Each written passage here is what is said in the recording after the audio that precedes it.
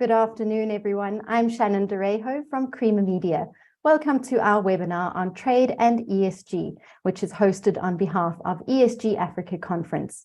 Today's webinar will explore the potential impact of trade on ESG issues.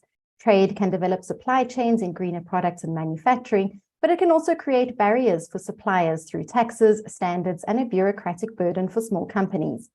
Before we begin, please be aware that we have enabled the Q&A function, so please post any questions into the Q&A box. You'll find this on the panel at the bottom of your screen. The panelists will answer as many of your questions as possible during the webinar. To encourage interaction, we've also enabled the chat function, so you can network with the panelists and other attendees via the chat box. You'll also find this at the bottom of your screen. Please don't post any questions in the chat box, though, as we may miss them. You can post those into the Q&A instead.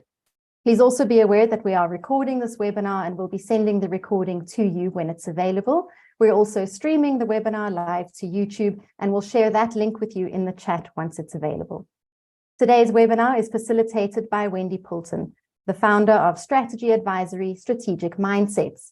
Wendy is driven to help companies and individuals strategically navigate the challenges of today's complex world and succeed. With her unique set of skills that combine strategy, sustainability, risk, and coaching, she understands that problems require new ways of thinking to reach solutions. Wendy will facilitate today's discussion with our panel, which consists of Yael Shafra, an attorney in the competition, trade, and investment practice at Weber Wenzel; Galo Montmasson-Clare, senior economist at Trade and Industrial Policy Strategies; and George Wilson, the head of institutional trade finance at Investec Bank Limited. I'll hand over now to our facilitator, Wendy Poulton, to take the proceedings forward. Over to you, Wendy. Thank you so much, Shannon. As Shannon said, my name is Wendy Poulton, and I'm here really representing the ESG Africa Conference, which had its inaugural conference last year, and we're looking forward to our second one, which is going to be held from the 4th to the 6th of October at the Sandton Convention Center. So our topic today is about trade and climate change, and it was a topic that we had on the agenda for our first conference last year, but everybody complained because they said we had given it such a short period of time. So and it's such a complex topic. So we decided that we would make it the conversation in one of our webinars, so that we can really get into a little bit more meat on the topic. And we wanted to be fairly broad, to look at trade from an international level and some of the barriers and constraints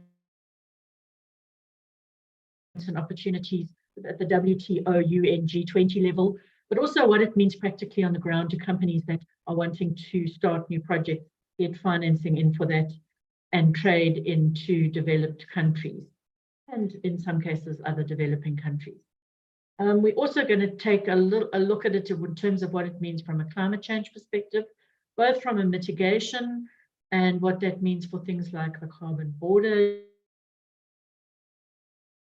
adjustment mechanism proposed by the EU, and what that means for trade, as well as what it means from an adaptation point of view, disruption. But we really want to have a focus on Africa, as is been our ethos for this conference and the activities that we do, to make sure that we look at what is unique about the African context that we need to consider in terms of trade. We know we have lots of SMMEs on the continent. We know we have lots of resources, but we also know that we need localization and beneficiation to really start increasing our economic growth rates. So we have an amazing panel, as Shannon outlined, all people who are experts in their field. So I'm really looking forward to the conversation. And I'm going to start off with asking each panelist just to give me an overview. What do they think are the biggest issues from their perspective? And they all come at it from very different angles, which is great. But what do they think are the biggest barriers, challenges, and opportunities for Africa in terms of trade and ESG? So Galo, I'm going to start with you. Yeah, thanks so much, Wendy, and good afternoon, everyone. It's really a pleasure to be part of this webinar today and part of the lead up to the Africa conference, and it was actually a pleasure to be at the panel at the last conference, and let's start to speak about that. I think, this is really very much a hot topic at the moment. Of course, the interplay between, I'd say ESG and trade and Africa and particularly around climate, but more broadly. And of course, we talk about it because it's topical, and the size of the opportunities are exponential. Effectively, the growth in those industries, whatever we want to call them, environmental goods and services, green tech, low carbon technologies, the growth in those industries is really staggering globally, and it is even starting on the African continent quite strongly. But we have to say that certainly the trade environment from an African perspective is increasingly hostile, effectively, from a global standpoint, and we see that, for me, at multiple levels. The first one is, at the level of, I guess, nation states, if you want, in terms of what can be defined in terms of the climate and trade regime. And here you see the global north really dominating the debate at the expense of countries in the global south. And you see that, for me, quite strikingly through a number of channels. There are a number of green protectionist measures being implemented by countries. You mentioned, the carbon border adjustment mechanism that the EU is set to implement from October of this year.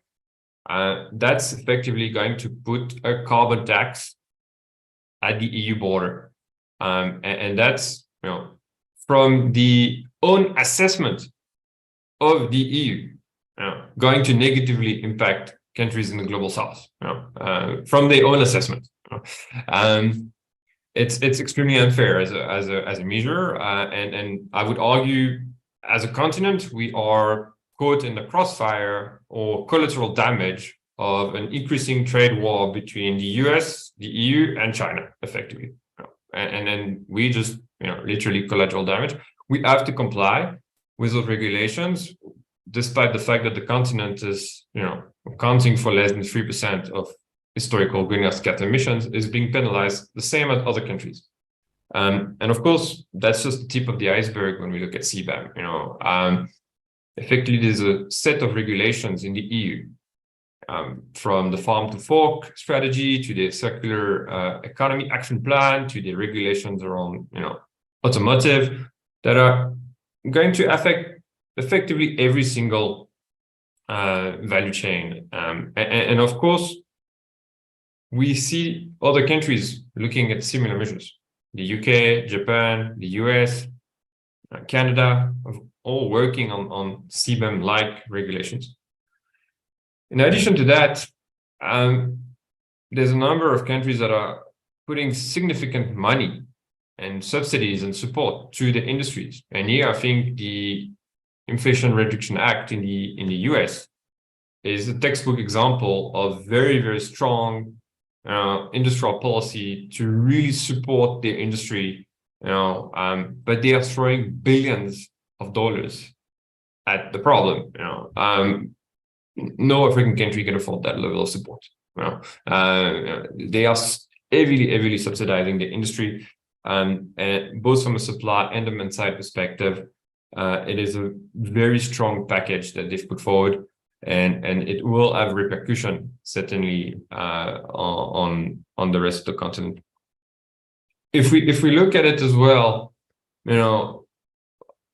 when it comes to some of the trade negotiations aspect, there's a lot of trade negotiations in terms of supporting trade for environmental goods and services. And we could say, well, that sounds like a good thing. But then you need to look at who's defining those rules, who's making the list of environmental goods and services, who's saying, well, okay, this qualifies as an environmental good, this doesn't. Well, this is all exclusively defined by countries in the global north, and countries in the global south are excluded. And surprise, surprise, well, they're putting the stuff that they do. Now, they're like, oh, well, this product, I make it, so I want it to be part of the list. What I don't make, I don't really care if it's part of the list or not, because I don't make it, And so again, we getting here the hard side of the stick. We're also seeing, and I know, I think George will talk a lot about that, but through trade finance, the export credit agencies of the global north, whose mandate, if you read the actual mandate of those institutions, is to support trade in new sectors with sort of risky countries. So traditionally, they're supposed to actually support trade in the global south. If you look at the quantum of trade finance going out of those institutions, the vast majority of it stays within the global north. Okay, they support trade among themselves effectively. So even the institutions that are supposed to sort of support trade from the global north to the global south or vice versa are not doing that very much. And then lastly, we see it through value chains. Global value chains are controlled by lead firms often. And those lead firms, not exclusively in the global north, but they are heavily in the global north. I mean, we know of obviously some lead firms, particularly in China and other countries, but they're predominantly in the global north. And there's some really interesting research being done that shows that these lead firms are using ESG or sustainability overall as a way to squeeze the suppliers effectively, to get more value out of the suppliers, to impose more requirements on the suppliers. And that makes it once more harder for anyone, particularly small businesses, to enter those value chains because they can't necessarily comply with the requirements that are being put on them. So, we're seeing quite a, as I said, hostile environment at a global level, which makes it quite hard for us to seize the opportunities from an African perspective. It doesn't mean that we can't, and I think I'm sure we'll get into that in terms of how we can seize those opportunities. But we do have to acknowledge that the starting point is difficult, in terms of the global environment. So maybe let me leave it at that as an introductory remark, and I'm sure we're gonna get deeper into it. Thanks. Thanks so much, Galo. You raised a couple of really good issues, and one of the questions I see in the Q&A section, which we're going to come to later, is BRICS and how we could sort of start turning this conversation around with South-South cooperation rather than having to always swallow what's given to us by the global north, which is my bugbear. So thank you. So Yael, I'm going to ask you next. What are your introductory comments? Thanks, Wendy. Thanks so much to ESG Africa and Creamer Media for inviting me to be a panelist at this event. I agree with what Galo has said. There could be no better moment in time to be having this engagement. I'm very much looking forward to this lively debate, and I'm sure it will be very lively. And what I see is a real call to action. I think as a starting point, I just want to say from an international trade perspective, I think international trade by definition, as recognized by the WTO, the World Economic Forum, and also in the context of Agenda 2063, and now the Africa Continental Free Trade Agreement, otherwise known as the AFCFTA, is by definition transformative and has a key developmental objective. So there's a real recognition that trade enables development, particularly in a developing country context such as Africa. I think in Africa, just to reinforce, one cannot talk about trade without talking about ESG.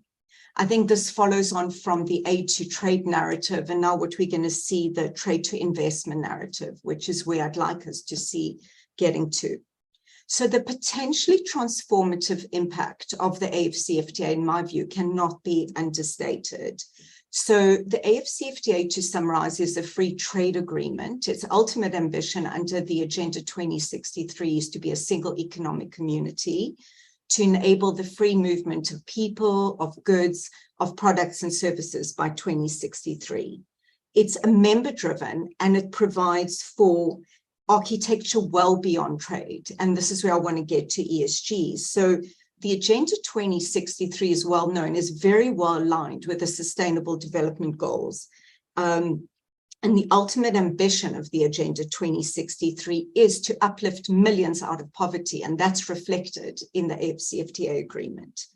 What we've seen, and what I'd like to talk to later on in this webinar, is that the steps which have been taken by the AFCFTA and the member states and the entire ecosystem is a proof point of the true political will to transform the continent. And I think just balancing out what Galo has mentioned, I think what we see with the AFCFTA, which is a real regional endeavor, which I think has also borne out from COVID. We've seen Africa pushing its own destiny, this, self-sufficiency point, is that we're going to see ESG truly developing in a regional context.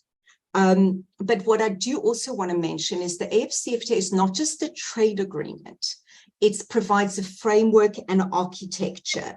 So, we'll talk more about, there's a protocol on women and youth. We also, hot off the press, I understand we're going to be seeing a climate protocol.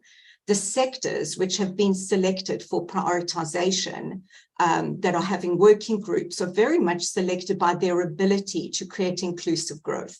And those include automotive, EV, and they will include, I understand, also critical minerals and renewables. So I think just to close off my introduction, I want to say that there's a true opportunity here with the AFCFTA to create and drive a true Made in Africa and sustainable movement. Thanks, Wendy. Thanks so much, Nayo. So George, last but not least, you come mostly from a trade finance perspective. So what are your thoughts?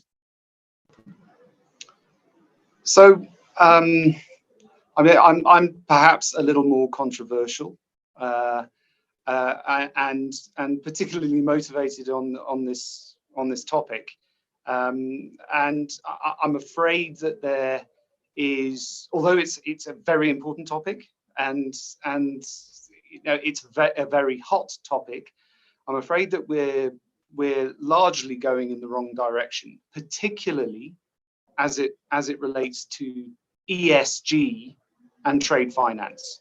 Right? The global north, as Galo has mentioned, is very comfortable with the concepts of ESG rather than the Sustainable Development Goals. There's nothing wrong with using the Sustainable Development Goals in order to understand how we should drive sustainable trade finance in Africa.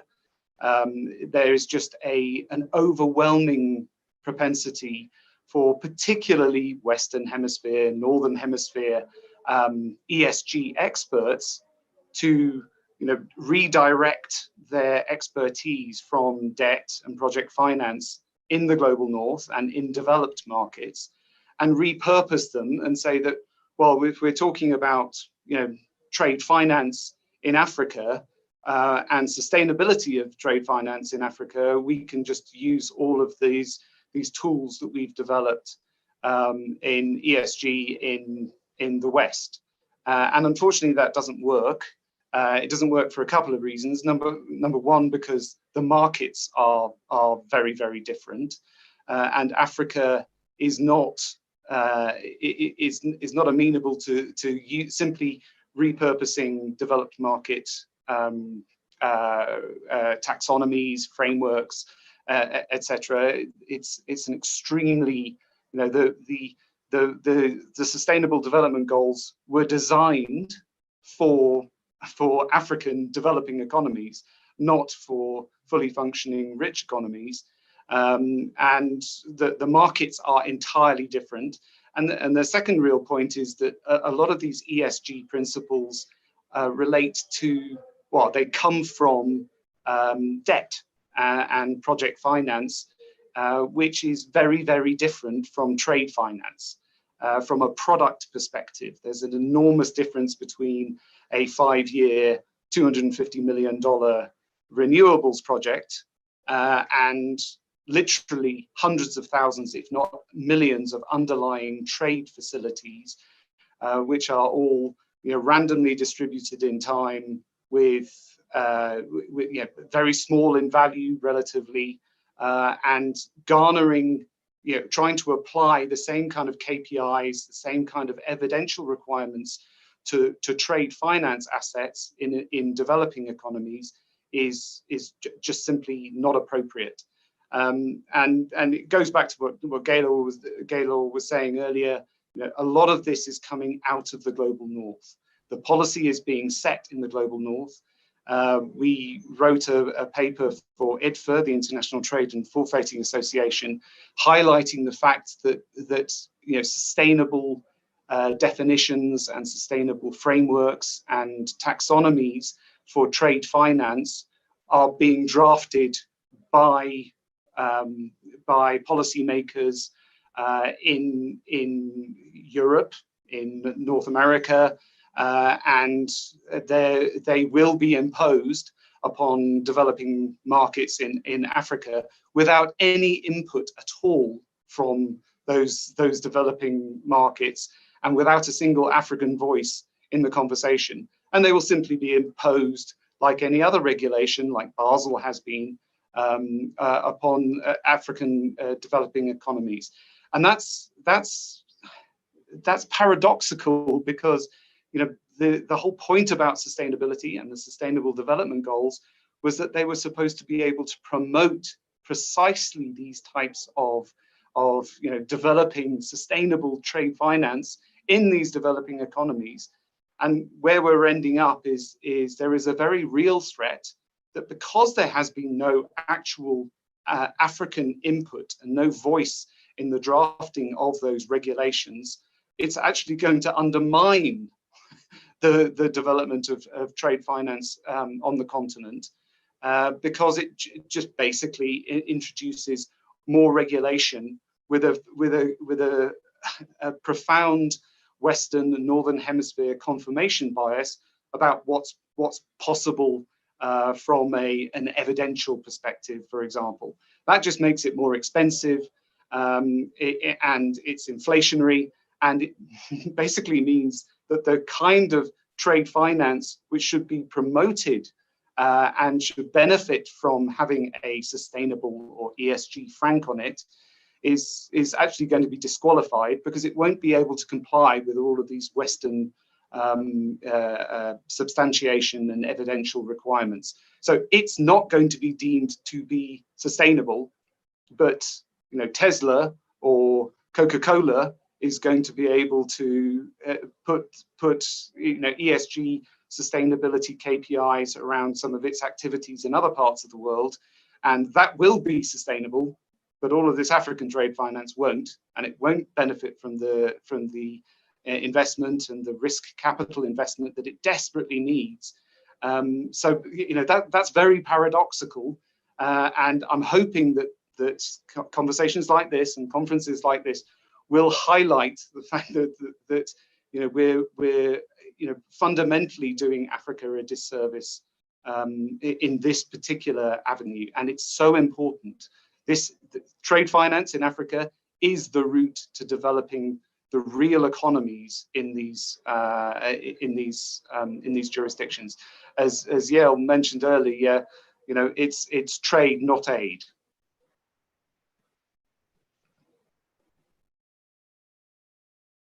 Thank you, George. Also raised some great issues, and I think in particular looking at whether the criteria that we use, whether it be for reporting or for trade finance measures, or in fact for anything, whether the measures that we use are actually appropriate for Africa. I heard somebody the other day talking about that we should be coming into the conversation, not starting with environment, which is where we often start in. You have to reduce your CO2 emissions, therefore you have to have these criteria, but starting it through the social element, which is what Africa needs, right? We need jobs, we need to have that as our priority reason for doing things, and then what does that mean for what we invest in and what we actually grow in our economies? And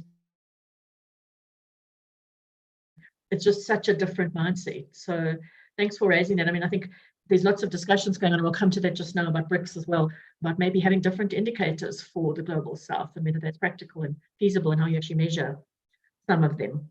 Any of the other panelists want to comment on the things that the other panelists have said, you know, or respond to them before we sort of move on to some of the other questions?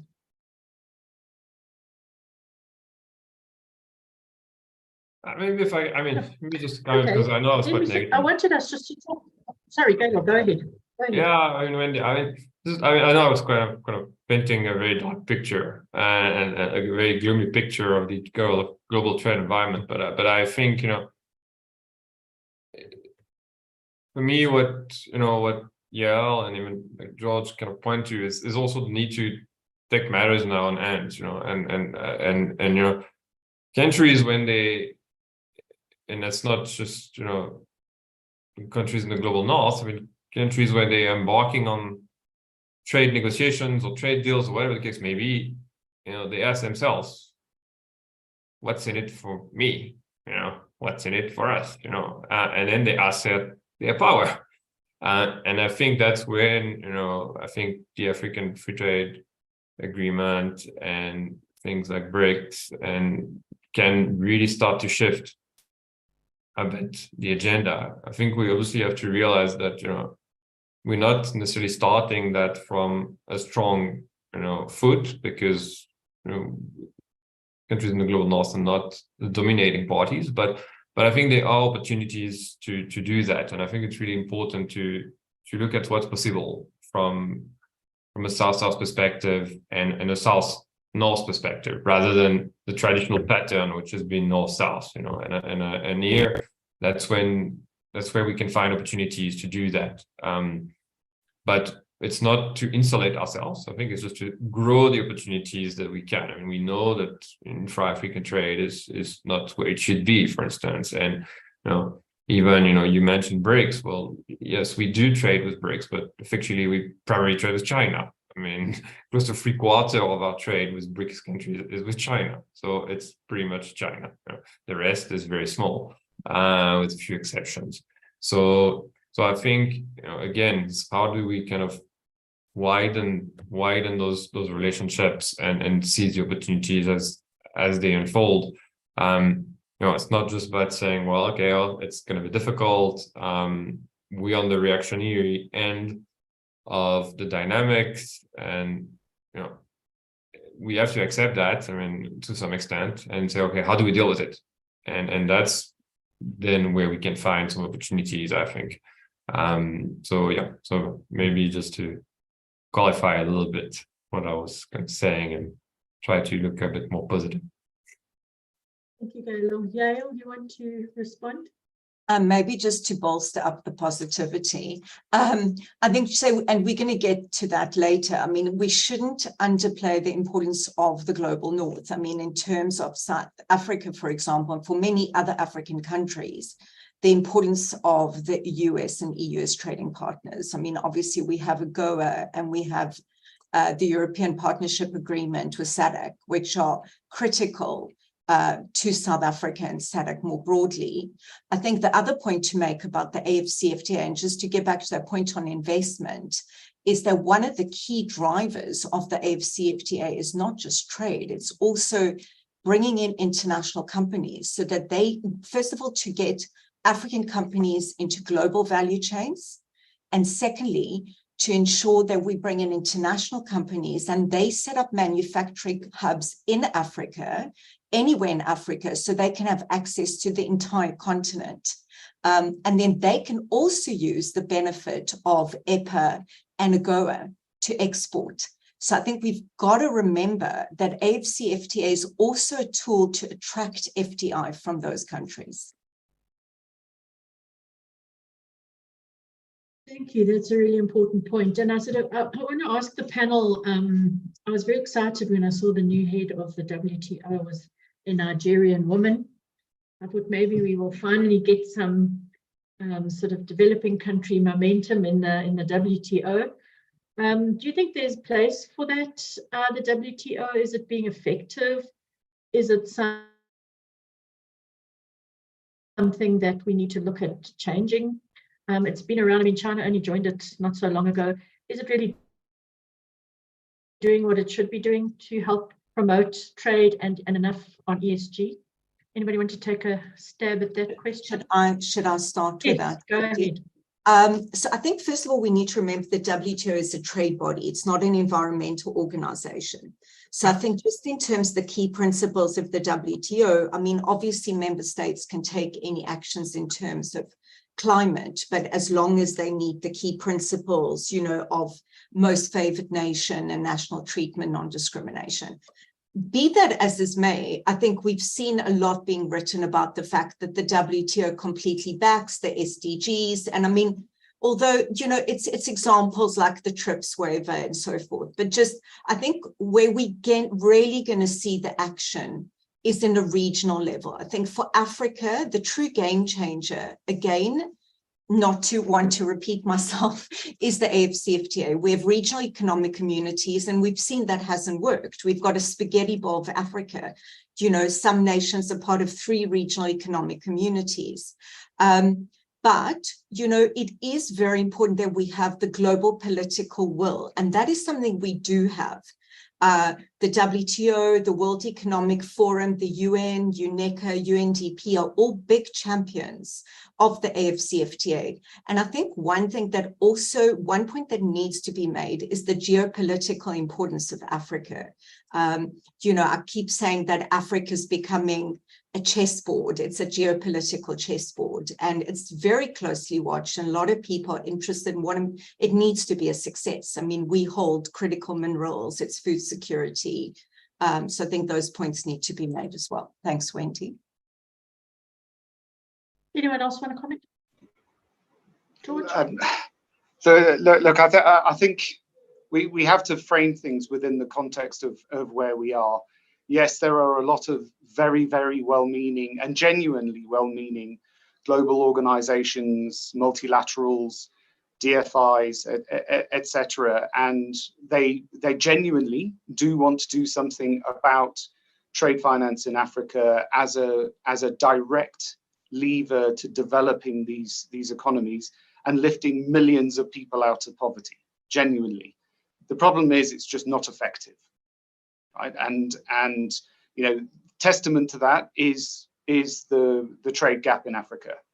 You know, before COVID, before the Ukrainian invasion, before inflation spiked and the sustainable debt crisis, which is closing in on African nations right now, there was a $120 billion trade gap in Africa.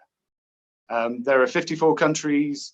You know, each one of those countries has a vast, informal, real economy, trade industry made up of millions of SMEs and MSMEs. A lot of for example, you know, the scale perhaps is not fully understood by people outside of practicing trade finance in Africa, but there are 30.7 million MSMEs in Nigeria alone. I mean, the scale is enormous, and there is this huge trade gap in Africa, which really should be the focus of, and is to a large extent the focus of these global multilaterals. The problem is that they're unable to affect down into these jurisdictions. They are just too remote, sitting in Washington, Paris, Frankfurt, London, etc. They have to deal with the enormous scale of geography and just numbers in these African institutions. And again, there is an issue with genuinely held beliefs about how trade finance works and the actual mechanics of trade finance in developing economies like Africa. I think that is based from what I can see on a lot of what comes out from a policy perspective, on intuitions about how the product actually works, and you know, there is a huge gap between the intent and desire to do something better using the SDGs as a basis, and how it is actually practically delivered on the ground, because it is not being delivered on the ground. And you know, the AFCFTA is an enormous step in the right direction. It is necessary, but it is not sufficient. The root cause of the trade gap in Africa is those SMEs being unable to obtain trade finance facilities, trade credit, buyer's credit from their usually lower tier financial institutions, domestic banks in Africa. And the reason why they're doing that is because of global regulation being imposed on them, and it's completely inappropriate. We're about to go into the same situation where we have new ESG regulation being imposed, global regulation, which looks perfectly sensible, focusing on environment if you're sitting in those northern developed economies. But it's not appropriate, and it doesn't work. And that kind of regulation, an added layer of bureaucracy and cost, doesn't work for those SMEs. The AFCFTA will certainly improve the economics of SMEs and African merchants who already have trade facilities from their banks, because they'll forego the tariffs, and it'll improve their economics accordingly. But the ones that don't have the trade facilities in the first place are not going to benefit from that reduction in tariffs, and it's not going to narrow the trade gap. As I say, it's very important. It's a great step in the right direction, but it's not going to address the core root of the problem, which is the trade gap, and improving basically the provision of risk capital to the financiers, who are the only organizations and the only entities that can actually touch African SMEs and African merchants and African traders. And there's a huge gap between global organizations like the WTO, like the UN organizations, the multilaterals, etc., who are all have absolutely the right intentions, but it's not getting practically down to where it's needed. And there needs to be more understanding, and you need to listen more to African trade financiers and African traders in order to make that practically viable. George, Gail, I'll come to you now. I just first of all wanted to ask Gail, what do you think this means for industrial policy at a national level, which is what you deal with? If what George is saying is correct, is it industrial policy, or is it other kinds of policy? Is it fiscal policy? Is it, we've seen Treasury's document on financing a sustainable economy. How are these things then these gaps being identified and translated into policy on the ground? Yeah, I think that's critical, and also, it speaks to a few of the questions that I see in the Q&A as well a little bit. I think if we are serious about saying, well, we need to tap into those opportunities as much as possible, and acknowledging that, again, like intra-Africa trade is not where it should be. It's less than 15%. If you just compare that to the EU, it's 60. I think in North America about 40, in Asia close to 30%. So we're not where we should be. And then you acknowledge that there are things like it's cheaper to move anything from China to Durban that it is to move it from Java to Harare. I mean, so there are massive infrastructural issues and logistical issues that we deal with there. And so, I think when we are talking about any sort of regional industrial policy, which are discussions that are being held certainly at the SADC level very actively, we need to kind of realize in terms of what's the kind of infrastructure that we require, what is the kind of value chains that we want to build, and how we do that in a way that truly integrates the capabilities of the different countries. And I think that takes a little bit of a step, particularly for South African policymakers who often think of regional integration as how can the region fit to what I'm doing? Which is not regional integration. Okay, this is not the right approach. We need to kind of start saying, okay, how do we build capabilities across countries?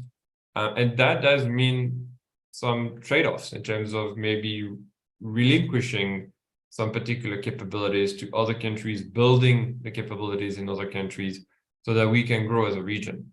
And we see that certainly as a key tension at the moment. But we have to also realize that we have to grab the opportunities where they are. I see some of the questions in the Q&A in terms of certainly asking about is like things like CBAM going to accelerate support from the EU and the global north? Well, no. I mean, the intent of it is to actually protect themselves. So it's not accelerating any kind of support. I mean, not to obviously ignore the fact that there's been some finance and some support flowing from the global north to the global south, of course. But at the moment, certainly from a CBAM perspective, any potential increase in support will only be targeted at least developed countries. And that's the only group of countries that will potentially get supported. So, most of the global south would not be. And then we have to kind of ask ourselves and look at the hard numbers in terms of is the support coming from the global north here to improve the global south competitiveness, or is it more just traditional development aid? And if you look at the numbers, I mean, the answer is pretty clear. Any sort of grant funding that's coming certainly to the continent and even to South Africa is very much targeted at things like health and education, which are of course tremendously important, but there's literally no money going to supporting the competitiveness of South African industries and value chain. And you can see that in the numbers very quickly. In addition to that, of course, most of the support comes through traditional or at times concessional finance and loans. It doesn't necessarily come as grants. So I think we mustn't wait for and out. We know certainly from the climate side that the global north has not delivered on their promises to provide $100 billion a year. And I think we don't need to wait on that. I think we have sizable opportunities that we can tap into, but it does require to be strategic about it. If you think about, as an example, around the battery value chains, which is an industry that is booming, and you have all the minerals on the African continent to produce batteries, but the current dynamics are again pushing the African continent to provide the minerals, maybe do a bit of beneficiation, but that's pretty much it. These are the current dynamics that are pushing the continent to do that. But there are sizable opportunities for us to do more than that, to actually, develop the value chain entirely. Certainly in South Africa, we have amazing capabilities to do pretty much everything in the value chain. Actually, we're already doing about 60% local content on lithium-ion batteries today. We can do 90% local content on vanadium-based batteries today. We're doing it. We can go to 100% probably, but that requires scale. And the only way to get to scale is to integrate on a at least on a regional, if not continental level, and to kind of say, well, how are we going to get champions on the continent to do that, and build the value chains to the benefit of all. But if we all look at each other, say, well, in my little corner, we're not going to get to scale, because the reality that yes, Africa is, it's a big continent, but it is 54 countries. And if they all look at each other individually, they're very small, And so I think we have to acknowledge that it's only through looking at it in an integrated fashion that there's going to be a massive opportunity. Otherwise, it's going to be small. So, that's maybe some of the dynamics that we need to kind of consider. Thank you. Gail, over to you. Oh, thanks, Wendy. I entirely agree with Gaylor, and I think that example of the EV value chain, the automotive value chain, is a really good example. I think just digging deep, under the AFCFTA, they've now prioritized a number of sectors, and it's probably worth mentioning which those are. I'm not sure if everyone's aware. Automotive is one of them, and with automotive comes mobility or affordable mobility. And that's not just automotives, it's 2- and 3-wheelers, it's eco-mobility. And this is a true transformative area for the continent. And this is one where the continent can carve out its own kind of mobility industry. And I can say, because we're also advising clients in the space, that this is a true opportunity to create a regional value chain based on complementarity and specialization. Just to get to your point on policies and incentives, we see very good examples with countries like Rwanda, who have incentives for the manufacturing of EV and the importation of EV components. We see the same in Tunisia.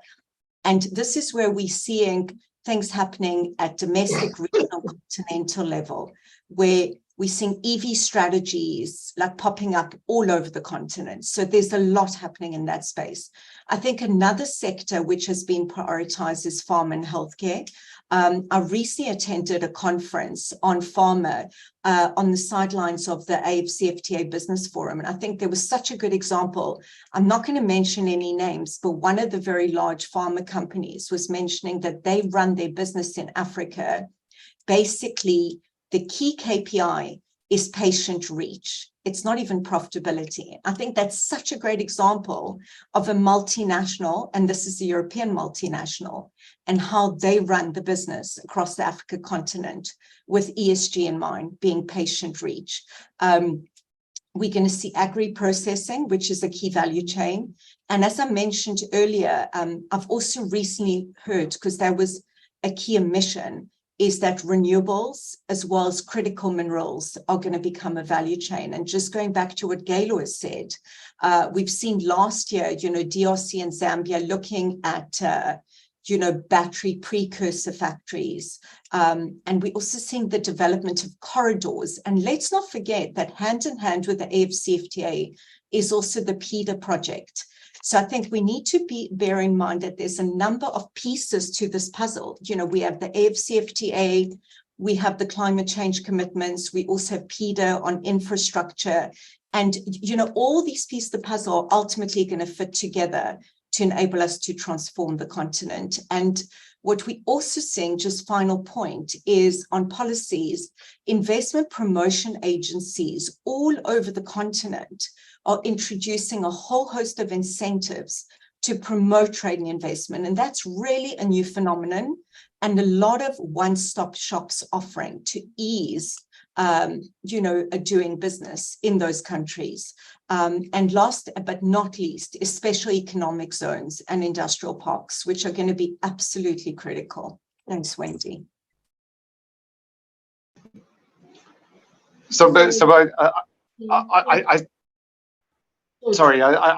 I see there's a question there saying, surely, ESG relates to the SDGs, and this actually comes back to the topic that we're speaking about now. Unfortunately, from an African perspective, no, they don't. The ESG principles, and they are enshrined across, various different reductive interpretations by a myriad of individuals, largely again across the global north. ESG experts have been reduced into the ICMA principles, those types of lending, sustainable finance, lending principles that don't actually relate directly back to, and that's quite relevant, which I'll come to in a second. The point is that African trade financiers in particular are finding that ESG is not the same thing as the Sustainable Development Goals. They come from a very much more developed market perspective. There is an almost complete concentration on the E and environment in ESG, and even the social and governance piece is again very much from a Western developed market perspective, right? The UN Sustainable Development Goals talk about no hunger, no poverty. That is just not relevant in Washington, right? It is deeply relevant in Africa, in these developing economies. And what we run up against, particularly in trade finance, is a perception from ESG experts that we need to prove that any trade that we want to finance in Africa and give that trade credit to make it work, to make it happen, we have to prove that it's not greenwashing. Now, unfortunately, we're not on an even playing field, and our perception from Africa around what's necessary and where you have a trade-off between diametrically opposed sustainable development goals. For example, there is no question that the kind of EV production and mining required for those EV batteries production, you absolutely have to have the mining in order to dig the ore out of the ground. And that is largely happening in Africa and Latin America. That, from an environmental perspective, is looked at very harshly from a Western Northern Hemisphere point of view. It would be great if we could actually, not only just dig 250 tons of ore out of the ground and then ship it to China for refining and then processing and then production of the batteries, only to ship it all the way back, all using fossil fuels. It would be great if we could do that, but we can't. Those kind of refining and production activities which are happening in China, in almost 80% of the production, that requires an enormous amount of energy. In Africa, we can't even keep the lights on. Right? There are 600 million people on the African continent without electricity. Without electricity. We're not just talking about school children being able to read after it goes dark. I'm not talking about the kind of electricity that's required in order to refine minerals and metal ores. There is a perception from an ESG perspective that those types of activities are not environmentally friendly in any event. Africa produces just 3% of global carbon emissions, and yet a lot of the sensibilities and the standards and the environmental KPIs that come with ESG are disqualify those activities from Africa and from these developing economies, we simply don't have the power, and we can't generate the power in order to even start that kind of beneficiation on the continent. And that's what comes with ESG versus the Sustainable Development Goals. It's you know, we come across it from a practical perspective very regularly, that some of the transactions that we try and finance are clearly beneficial from an industrialization, economic development perspective, equality perspective, no poverty perspective, but they may come with some carbon. They may be you know, negative from an environmental Western KPI perspective. Now it's very difficult to reconcile those diametric forces. It comes down to, I'm afraid, a subjective point of view. ESG is essentially subjective, right? Viz, you have Tesla that is rated both top from an ESG perspective, right in the middle, middling, medium from an ESG perspective, and the very worst rating from an ESG perspective, simultaneously from MSCI, S&P, and Sustainalytics. Now, there you have all of the information. You've got armies of consultants and accountants, you know, able to measure and integrate all of the information about Tesla, and it's all at their fingertips. And you still come up with essentially completely subjective interpretations about what is good from an ESG perspective and bad from an ESG perspective. And in Africa and in trade finance, you don't even have the information. Thank you. I'm going to have to interrupt you, sorry, because we're running out of time a little bit. But totally agree with your point. I think we have to make it relevant for Africa, right? I think that was my point earlier about going at it through social rather than through environment, because otherwise you'll say, I'm doing this because I want to reduce carbon. No, you're doing it because you want to uplift your people. And then you will have the ability to be able to reduce carbon, about how you develop, right?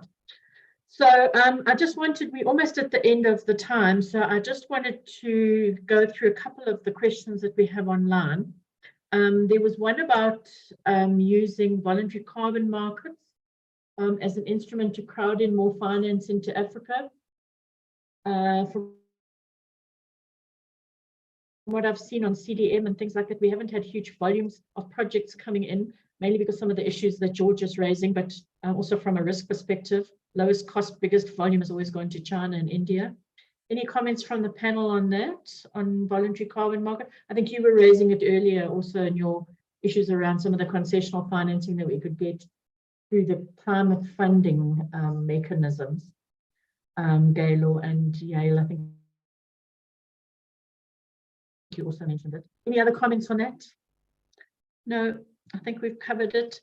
I think we covered the question about the SMEs. So there's a question about how do you enable SMEs by alternate means to contribute to carbon and sustainability without necessarily binding them down to all these very strict northern ESG criteria. And I think this is something we have to think about, and it brings the BRICS discussion into it as well, right? We often talk about this is where we want to go, and this is where we are. We don't talk about the transition. It's like either, it's very black and white. You either emit carbon or you don't. You can't be, over time, I'll get to that. And I guess that's how nationally determined contribution says. But we expect in the shorter term to be quicker. With saying like, as George was saying, you can't finance carbon-related projects anymore. You just can't, or coal projects anyway. And it's really, really tricky to do that. Yet we're saying it's net zero by 2050. And if you're a Swaziland or an African country, I looked up Swaziland the other day in terms of their emissions, and because they round the numbers down, their contribution to global warming is 0.00. Because it's 0.002 or something. So like, what do you do for a country like that? You know, it's like so different. Any thoughts from the panel on that? Wendy? Yes, go ahead, yeah. Sorry, a couple of points. I think, first of all, I think just to the point about Africa and its carbon emissions, I think despite that, I think Africa is the most threatened by climate change. So, it's in our interest to further ESG. I think the other point to make is the leapfrogging argument. There's a real opportunity, again, for Africa to leapfrog. And I mean, the example of mobility and EV is a perfect example of how we can leapfrog, move straight into electric. I hear the point about the fact that we don't even have electricity, but again, the point around renewables. Just again, to the point on SMEs, and something we haven't discussed, and George and I discussed it briefly before we started, is the point around the programs which have been put together by Bank to support SMEs. And I know George says it's a drop in the ocean, but I think it is worth mentioning that we have the PAPS initiative, which enables payment, intra-Africa payment for trade. We also have, there's a new Manza platform that's been launched, which enables governance, KYC and compliance for African traders. And Bank has also put together an automotive kind of program to support players. And they also have a number of programs across a number of sectors. And maybe that's more akin to a grant, but I think it is something we do need to mention. Finally, I want to mention their project around ETCs, export trading companies. And it's something which is born out of Asia. It's a whole concept of using conglomerates to bring SMEs into the value chain. And I think it's how do you create a regulatory environment to create more conglomerates so that they can use SMEs more and bring them into the value chain. So I think that's something also worth mentioning. Thank you so much, Yo-Yo. We're going to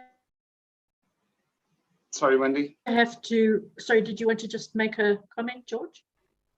Yeah, I mean, yeah, Yale mentioned the point about leapfrogging, and this is actually enormously important, and could be the subject of an entire discussion all by itself. But there is a fundamental flaw with an idea which I think people generally have, and intuitively it seems the right thing in terms of leapfrogging and a renewables transition. So rather than going through coal and natural gas in Africa to jump straight into solar and wind in particular, unfortunately, that is physically impossible. And it's physically impossible because of the limitations of the minerals that we have on the planet. If we were to go just from the 3% of solar and renewables globally, solar and wind renewables globally, just to 10% of solar and wind as an energy delivery, and that 10% is exactly equivalent to the 900 million people in Africa who are currently burning wood and animal dung in order to heat themselves and cook their food, right? So that is the status of where we are from an African perspective. 900 million people are using wood and animal dung, which is really polluting at the moment. If we were just to go from that 3% to the 10% in renewables, we would require a 7,000% increase in the mining of the minerals that we require in order to deliver that. Right? That is physically impossible. The mining resources just aren't there. We haven't invested in them sufficiently, and that's just to move it that much globally. It's very clear that the majority of those products, the solar and wind, is going to actually be developed and made in China, and then it's going to go to developed markets. It's going to be too expensive because of the inflationary pressures associated with the needs of those raw materials. So I mean, it's a very nice idea, and it's very attractive if all of those minerals and the metals and the rare earth metals and metals like copper were abundantly available and sufficiently available to just. Unfortunately, that is not the case. So, aiming for that and developing ESG strategies around trading towards that is I'm afraid, futile. Right? We need another plan for Africa. I invite people to, anyone who's interested in it, to read a book by N.J. Ayuk on a just transition, where he's got more scope to deal with the details. But yeah, I mean, it was important, I think, I don't want to always come across as the pessimist and the Debbie Downer, but I think it's important that we inject, practical reality into this. Thank you, George. And I think you sort of are highlighting the fact that this is not going to be easy. We are going to have to utilize trade to uplift Africa, to develop our economies. We're going to have to look for different ways of doing it, different business models. And I think demanding more than we have in the past for our resources. and because we have things of value. I think at the last conference, somebody said, if you put a big wall all around Africa, we would be just fine. We would cope on our own because we've got everything we need here. So, it's about how we leverage that. And there was a question or more of a comment from Kalnisha Singh, which I think is quite a nice way to stop or end, which says, so we have to really look at where we can get ESG alignment with what's happening, because unfortunately, the reality is that our biggest trading partners are going to be in the global north for most of the global south, while expanding trade routes south-south through BRICS and other instruments like that, but do it in a way in which we can make sure that we localize some of these opportunities and not just accept that things are going to go elsewhere, because otherwise I fear opportunities that we have coming, like green hydrogen, are not going. We're going to have another form of resource extraction from developing countries. So I'd like to just end off with that, to say thank you so much to the panelists. I've really enjoyed this conversation. I think it's been amazing. We've heard lots of different views, and that's what we want. We want to really debate these issues, because otherwise we never move forward, right? We all agree with each other all the time.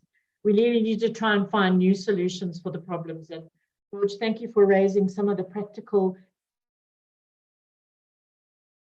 issues around Africa. I'd love to have a further conversation with you to say, well, so how do we actually get around that? What is it that we have to do differently to try and make sure that this happens? So maybe that can be the conversation of some of our next webinars. And then for Yael, how do we use the Africa Free Trade Agreement to really enable this and not just make it, a framework, but make those practical projects on the ground happen? So Gaylor as well, thank you so much for the local sort of national policy issues that you injected. I've really enjoyed it, and I'm going to hand back to Shannon to do the closing. Thanks very much, Wendy. I also enjoyed that debate. I learned a lot, so I'm sure that our attendees also found that fascinating. That does bring us to the end of our webinar. I'd like to take this opportunity to say thank you to Wendy for enabling that engaging discussion. Thank you also to our panelists, Yael Shafra from Weber Wenzel, Gaylor Montmassam-Clare from Trade and Industrial Policy Strategies, and George Wilson from Investec Bank Limited. Finally, thank you to the attendees for taking the time to join us for this discussion on trade and ESG, which explored the potential impacts of trade on ESG issues. Keep an eye out for details about the next ESG Africa Conference webinar, which takes place in July and focuses on technology and ESG. The recording of today's webinar will be sent to you in due course, and if you have any additional questions, please be in touch. You can reach us at shannon@creamermedia.co.za. Thanks so much, everyone, for your time. Goodbye. Thanks, everyone.